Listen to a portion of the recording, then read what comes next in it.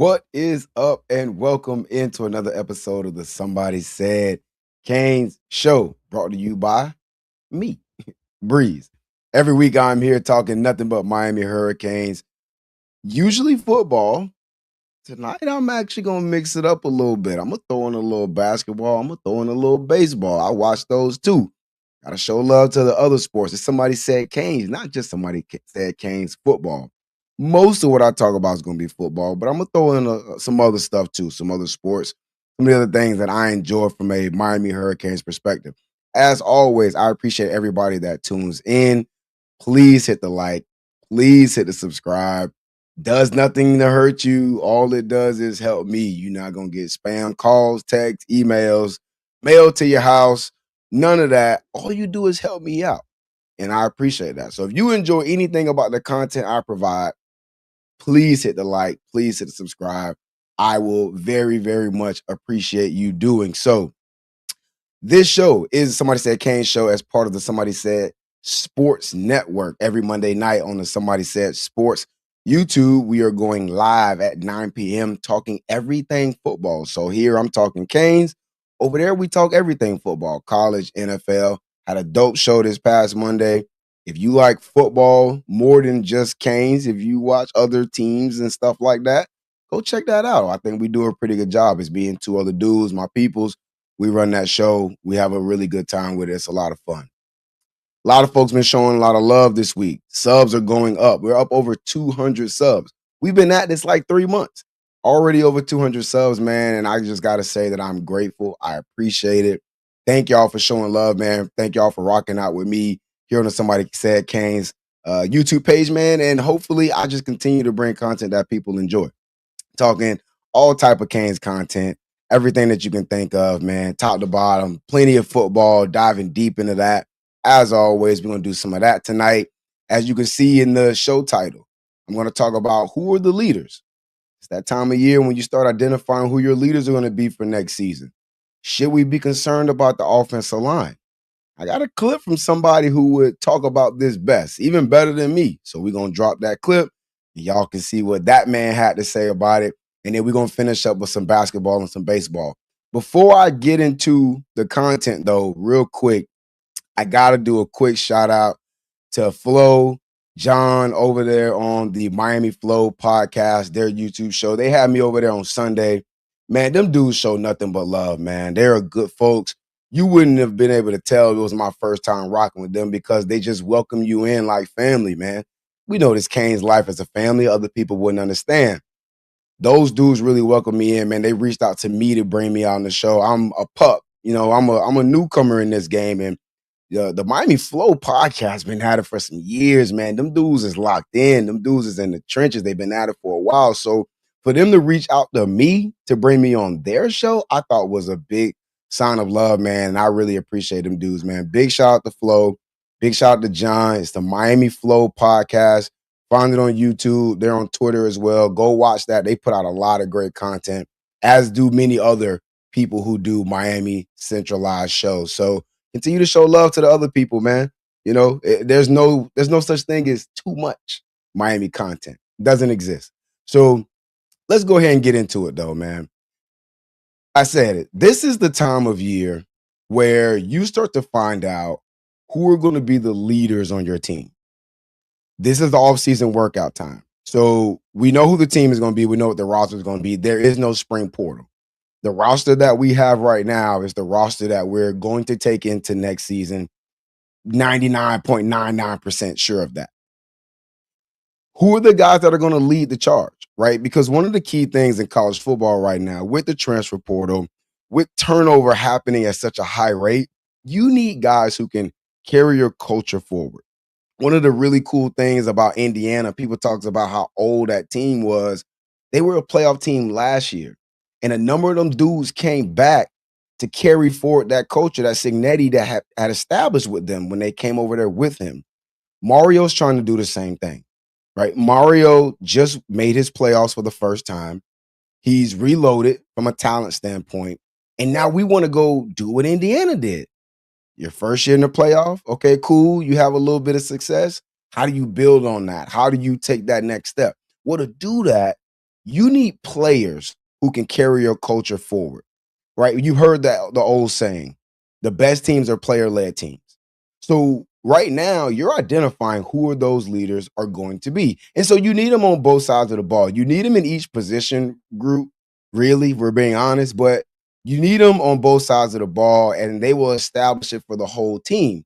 So who do I think are going to be the leaders for this team? Let's start on the offensive side of the ball.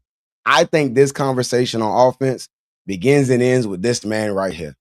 Mr. Long Live Big Mark himself, Mark Fletcher Jr., is going to be one of the biggest leaders on this offense. And having a guy like him is so important for a couple of reasons. One, he's a homegrown South Florida kid, grew up down south, went to American Heritage, committed to Miami out of high school. He's been in the program now multiple years, all under Mario. So he knows what Mario expects.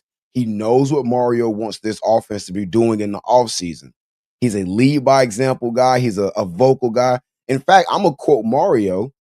Mario said that Mark Fletcher was the heartbeat of the team. Y'all remember that? Do y'all remember when Mario had that interview? And he kind of slipped it in there. He didn't make a big deal about it, but they had asked him about Mark, and that was part of his response, man. And that really resonated with me. And that said a lot, especially when you're talking about a team that had a completely veteran offensive line. You had a fifth-year senior at quarterback who had played a lot of football. You had veteran receivers who were going to be there for a season and going on to the league. And he said that Mark was the heartbeat of that team. I thought that said a lot. Who are the other guys that have to be there with Mark? It can't just be one guy. Well, of course, your quarterback has to be a leader too. Darian Mensah, we know, is going to be the quarterback, elite talent, a first-round draft pick, in my opinion. This time next year, we'll be talking about him going in the first round. He has to be a leader. The quarterback is the most important position on the field. He touches the ball every down, right? Unless we go into Molly Cat formations, which hopefully we're not doing a lot of that. But your quarterback has to be a leader. And so Mario has already talked about Mensah's leadership ability. I mentioned it last week. He's already leading player-led workouts. He's already throwing with the receivers.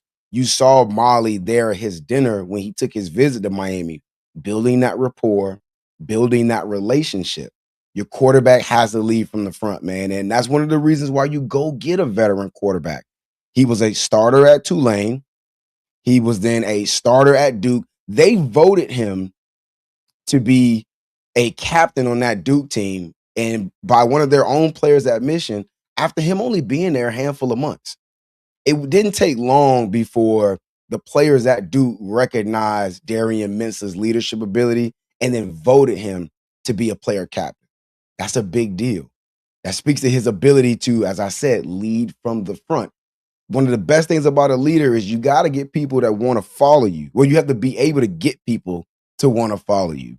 And seemingly Mensah's got that, right? If his teammates are voting him to be a captain, he had only been there for a handful of months, clearly he's got that ability. Who are the other guys on the offense that I think could be leaders as well? Well, we know since Mario's been there and he's really developed that O-line the way he's wanted to, those guys have often been culture carriers as well.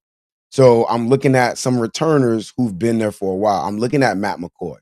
You were a starter all season. I'm looking at Samson Okunlola. You've been there going into your fourth season, former five-star recruit. You were kind of a half starter last year, was Samson. I'm looking at Ryan Rodriguez. Many of us expect Ryan to be the starting center. You're going into your fifth or sixth year, Ryan Rodriguez is. You know exactly what Mario's expecting. You know what that culture needs to look like. Those guys have to be culture carriers. And then also, I'm looking at Molly. Molly's a young dude, true freshman, baller, getting a lot of shine. He threw out the first pitch at the baseball game on opening night, Friday night. We saw him get the love at the Miami Heat game. He's turned into a local superstar. Love that for him. Made the crib, ball at the crib. You can't be a young guy no more. You're not a rookie no more. You're now a vet on this roster. You were with this team all last offseason. You were the most explosive, the best player on that offense last year for a team that went and competed for a national championship. So Molly's got to be a leader as well.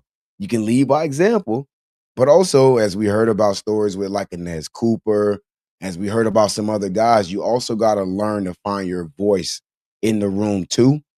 And then you be a vocal leader as well as leading by example. Molly's going to lead by example. Molly's going to put in the work. We know that. Anything you hear about Molly, he's grinding, right? But you also got to find that voice. You got to be a vocal leader too. And I expect Molly to do that. On defense, man, defensive leadership starts right here with this guy, Mo Torre. He was the signal caller last season for this defense. He has experience playing in Corey Heatherman's defense. He knows the system. He knows what Heatherman wants. He now has a whole season of seeing how Mario handles business. You got to be a leader on that defense. He was last year. This is why you are excited about getting a guy like Mo Torre to be able to come back, getting additional year eligibility so he can also be a culture carrier. He's also going to be the guy who calls the offense in, right? Heatherman's got the headset now. We know college football's got that. On defense, Mo Torre is the one that gets the calls. Mo Torre is the one that Heatherman is feeding the play into, and then Mo is feeding that information to the rest of his teammates. They got the signals and stuff like that. Heatherman's signals are actually quite hilarious to watch him carry out. But anyway, Mo Torre's got to be one of those culture carriers, and I fully expect him to be so. Who else on that defense can be a culture carrier? I'm looking at Amar Moten. Amar Moten, I mentioned last week, could have went to the league, decides to come back for his, I believe, 4th year in the system. Maybe it's 5th. You've developed in this system. You're playing under D. Lou. You're being taught up by him and Jason Taylor. You passed on an opportunity to go to the league. You're considered one of the best D tackles coming back to college football. You've been in the system. You know what the expectation is. I fully expect Amar Moten to be one of those culture carriers. And again, it's so important having these kind of guys that return year over year. The guys who just went through the grind, who saw it kind of go from 5-7 to being a natty contender. Those are your guys that are carrying your culture. I'm looking at the cornerback room. I'm looking at OJ Frederick and I'm looking at Damari Brown. Both local recruited kids. OJ is going into his 3rd season. Damari is going into his 4th season. Y'all been around for some years now. Y'all know what that expectation is. Little coaching shakeup on the defense. Some guys getting some opportunities to go to the league. Shout out to those coaches getting those opportunities. So even more so now, you need guys like OJ and Damari being culture carriers. You need those guys bringing the culture forward, telling the new guys how to do the work, what the expectation is, and holding dudes to a standard. And then finally, I'm looking at Armando Blunt and Marquise Lightfoot. 2 guys going into their 3rd seasons, former 5-star recruits. They have been working with Jason Taylor. They've been working with D. Lou. Again, they've been on the roster. They know what the expectation is. Y'all guys saw it go from, what was it? We won 7 games their freshman year. We went 7-5 Mario's 2nd year. Y'all saw the difference between how a 7-5 team looked and how a natty contender team looked. So y'all have to be the ones now to carry that culture forward to say, this is what that work looks like. This is what it looks like for a team in the offseason, because this is where national champions are built, right? Everybody's not really going to be able to watch and see exactly what happens until the fall, right? You get a glimpse of it in spring, but really it's the fall, right, is when the fruits bear. But what you do in the fall is based on what you're doing right now. Winter workouts, going into your spring ball. This is when the national championship teams are really made. And so those guys got to be the leaders, man. They got to lead from the front. They got to carry the culture forward that's been established. We saw what a cohesive team can do that has the talent. We're going to have even more talent in some positions. Can those guys carry that culture and hold dudes to a standard to where we're able to sustain success, which is what we really want. We want to win natties, but really you want to sustain success at the end of the day. You want to remain competitive. Nobody wants to be TCU that year where they make that run to the playoffs, during the playoffs, and then they fall off a map. Now, we're not here for that. We're here to see this team continue to compete, and that's when we'll be able to say that the U is back, man, when they're consistently competing. Let's flip the script a little bit. Let's talk about this O-line. Should we be concerned about the O-line? A lot of people are. We're losing 4 starters. You're losing CeCe Mawanoa, a 3-year starter. You're losing Inez Cooper, a 3-year starter. We're losing the transfer center. We're losing our left tackle, Markel Bell, which apparently he wasn't unable to get another year of eligibility, so that's part of why he had to go to the league. We're replacing 4 guys. So on the surface, on paper, it's very easy to be like, man, I don't know what that old line gonna look like. You hear people saying that. I don't know, man. I don't know about that old line, man. You hear the talk. You hear that's what people are saying. Should we be concerned about it? Well, don't listen to me. More important than what I think about the O line, let's hear from Mario himself. What did Mario have to say about the O line? So I mentioned last week that Mario went on a media tour. One of his stops was on the Through the Smoke podcast done by David Lake and Gabby Urruti. They do a fantastic job. They specifically asked him about the O line. I've had the benefit of watching some veterans play together for a good bit, and they understand the importance of 5 guys always working as one. But you look at the way Samson played this year. Samson played as good as anybody else in the conference, and most of the guys in the country was a co-starter, right? Matt McCoy, the same thing. Not only that, as big of an upside like Samson as anybody else that we've had go through the University of Miami. And Ryan, he didn't play as much this year, but he was a co-starter and actually started game 1 the previous year. And we consider him that as well. So you had 3 like staples, veterans that have a lot of experience coming back. And the young talent that has been developing or that just got here, big, fast, strong, physical, very, very smart.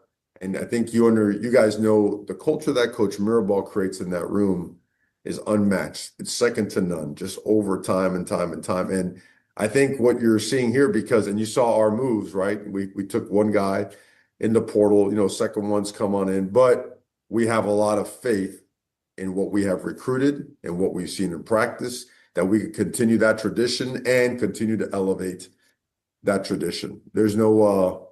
On this side, there's no hesitation to say we're really excited about that group and for the right reasons. And it's kind of neat to see a position like this kind of run the course of what college football has been forever, where the next guy's up because he's been developed and he's been pushed. These guys can roll, man. These guys can roll. And the way we practice, experience is gained pretty quickly. Y'all heard it from Mario himself, man. What are some takeaways from that? What are some things that stood out to me when I listened Mario answer that question about the O-line? The first one, he basically sees Samson, Matt McCoy, and Ryan Rodriguez as returning starters in a way. 2 years ago, Ryan Rodriguez was a starter when we started the season up there in Shamesville playing against the Gators. Ryan Rodriguez was a starter. He didn't play a whole lot last year, as Mario mentioned, but he's been a starter before. Matt McCoy, full-time starter for the full season last year. Absolutely returning starter. And then Samson started a couple games, played a lot of snaps, rotated it in early and often throughout the season. So Mario himself looks at those 3 guys, Samson Okunloka, Matt McCoy, and Ryan Rodriguez as returning starters. So yeah, you can easily look at the O-line and say, man, we're losing 4 or 5 starters from last year. But in a weird way, and kind of the way Mario seems to be thinking about it, we're kind of returning 3 starters. Now, is he kind of finessing? Maybe it's a little bit of a reach, sure. Ron Rodriguez didn't play a whole lot of ball last year, so you could be concerned about, well, what does he look like now? Or you could be looking at Samson and saying he's never been a full-time starter for a full season, so how does he deal with the grind of a whole year? That's a fair question. Mario, being the offensive lineman he is, being a offensive line-minded and focused coach like he is, he has trust in those guys. If he sees those guys as starters, I see those guys as starters. If he's not worried, I'm not worried. Here's another reason or another thing I took away from that gives me confidence in this offensive line. Look at what we did in the portal. Think back to what Mario has done in the portal when there were lapses in the roster and we needed to fix it. Look at what he did at corner last offseason. Last offseason, we knew we had a problem at corner. What did he do? He threw bodies at it. He brought in a safety. He brought in Ethan O'Connor. He brought in Xavier Lucas at corner. He brought in Keontae Scott. He brought in Charles Brantley. He threw numbers at the room because it was an issue. We saw what he's done at wide receiver the last few years. Between recruiting and portal, he's throwing numbers at it. On offensive line this offseason, for this portal season, they really only recruited 2 guys out the portal. They went after the kid we end up getting, the one from Georgia, I'm blanking on his name at the moment, Jamal Merriweather, and they went after Jordan Seaton. But that's really it. If you only go after 2 old linemen, and Jamal Merriweather is expected to be a rotational guy, not even a bona fide starter, that says that Mario feels good about the guys he's got, right? If it was an issue, what would he have done? He would have threw numbers at it. What have we seen Mario do any other time there was a lapse or an issue in a position group? He threw bodies at it. He's not throwing bodies at O-line. He didn't go after a bunch of O-linemen in the portal. He didn't recruit a center. So he must feel good about the center he's got. Mario's not going to trot out a bad O-line. like that's not ever going to happen. Like, that's not even an option. So if he's not throwing numbers at the position group, if he's not going after a bunch of dudes for that room, he must feel pretty good about what he's got, which means we should feel pretty good about what he's got. And the last thing he mentioned that I would take away from that video is he talked about the young dudes. Jackson Cantwell has to come to mind. Like, I'm immediately thinking about Jackson Cantwell. When he mentions the young guys, you got to be talking about the Gatorade National Player of the Year in high school football, Jackson Cantwell, 6'7.5", 325 pounds. That's got to be who you're talking about. I expect him to be a day one starter. I think everybody expects him to be a day one starter, probably at right tackle, just like CC Maui Noah was. And he must be showing something. Again, he was an early enrollee. Jackson Cantwell's been on campus. He practiced with the team during the playoff. Mario has seen his work. Mario has seen his abilities, not just in high school, not against lesser competition, and not on a camp circuit, and not in an Under Armour game. Mario has seen Cantwell in Miami practices, going up probably against the likes of Armando Blunt and Marquise Lightfoot and all those other DNs. We got Booker Pickett and Scroggins and them boys, Blunt, Lowe. He was practicing at the end of the season. So Cantwell has gone against those guys, and Mario must have saw enough to say, all right, I feel pretty good. We went after 1 tackle in the portal, Jordan Seaton. And then once the number got crazy, we backed out of it. All right, Jordan Seaton was asking for too much, and Mario said, nah, I ain't willing to do all of that. It must not be that much of a concern. Jordan Seaton, and if I'm reading that situation, must have been a nice to have, but not a need to have. So concerned about the O-line? Man, read my tagline down there for the night. I ain't worried about nothing. I feel like French Montana. I ain't worried about nothing. I ain't worried about that O-line, man. Mario not worried about it, so why would I? Right? We know when Mario's worried, man, and you could tell, dog, he ain't that worried. Let's close the show out because y'all know I try and keep these shows under 30 minutes. Let's close the show out doing some quick updates on Canes basketball and Canes baseball. Let's start with Canes basketball. The Miami Hurricanes basketball team is having a wonderful season. Big shout out to Jay Lucas, man. First year coach, first time head coach at the collegiate level, 21-5, currently third in the ACC. This team was 7-24 last year, dog. That is the best turnaround in the country. No team in the country has gone from 7 wins to 20 plus wins this season. What Jay Lucas is doing with this basketball team is phenomenal. This is year 1. He's never even been a head coach before at this level. And Dog has won 21 games in his first season. Huge shout out to him. He's got the most wins by a first-year head coach in history. Right now, if you look up the bracketology on ESPN.com, they're projecting this team to be a 9 seed in March Madness in the Big Dance. Again, this is his first year. I don't think he returned any players from last year either. Like, check me on that. Somebody hit the comments and fact check me on that. I don't think Jay Lucas returned anybody. If I'm wrong, let me know. But even if he did, it's maybe 1 or 2. Like maybe a handful of guys at the most. And that man has won 21 games. And he's not done. They still got more games to play. What Jay Lucas has done in this first season, man, has been fantastic. Recruiting is going up too. He's a dog recruiter. If you look back at his history, go look at some of the guys he recruited to go to Duke. Go look at his resume when it comes to recruiting. Jay Lucas is a problem, right? Anybody who know what they're talking about, man, know Jay Lucas is a problem. People are already talking about he might leave for a bigger job because there could be considered some bigger jobs on the college basketball landscape. That's how much people think about Jay. That's how much people think he really can accomplish, dog. This man is an issue, and as long as he is at Miami, the basketball team is in good hands, dog. 21-5 in his first season, currently third in the ACC. That's ahead of North Carolina. Let that sink in.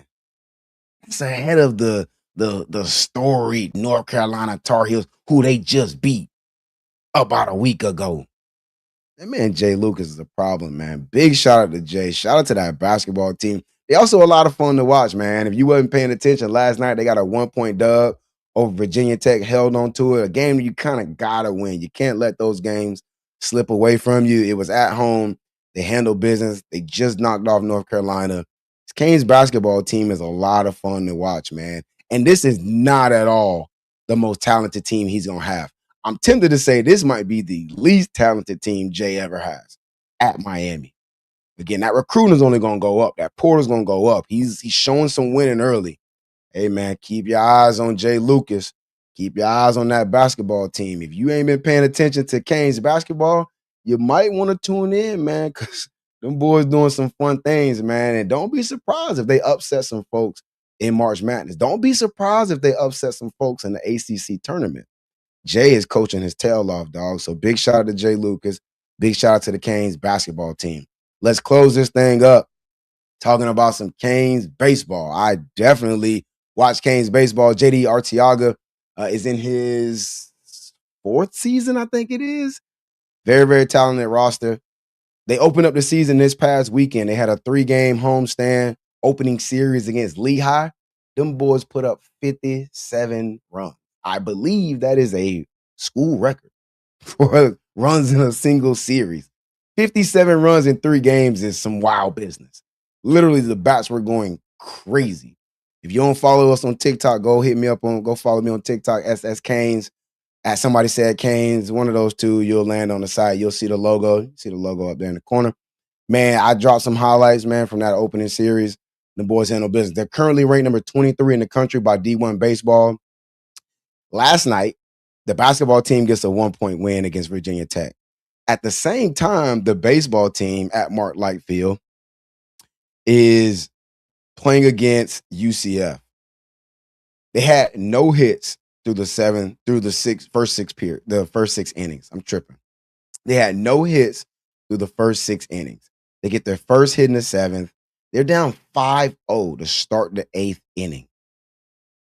The boys end up winning that game, dog. They scored 2 runs in the 8th.